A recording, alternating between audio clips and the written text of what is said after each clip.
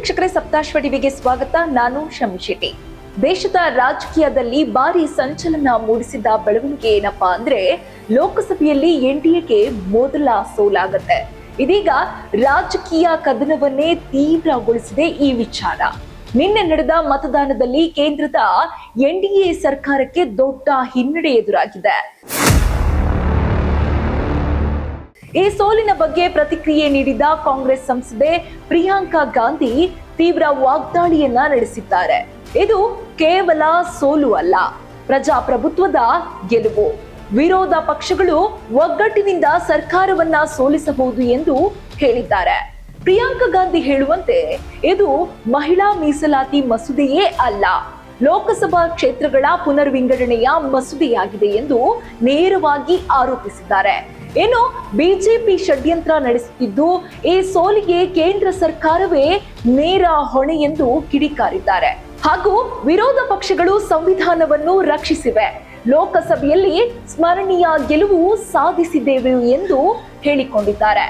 ಈ ರಾಜಕೀಯ ತಾಪಮಾನ ನಡುವೆಯೇ ಇಂದು ರಾತ್ರಿ ದೇಶದತ್ತ ಎಲ್ಲರ ಗಮನ ಸೆಳೆಯುವ ಒಂದು ಬೆಳವಣಿಗೆ ನಡೆಯಲಿದೆ. ನರೇಂದ್ರ ಮೋದಿ ಅವರು ಇಂದು ರಾತ್ರಿ 8:30ಕ್ಕೆ ದೇಶವನ್ನ ಉದ್ದೇಶಿಸಿ ಭಾಷಣ ಮಾಡಲಿದ್ದಾರೆ.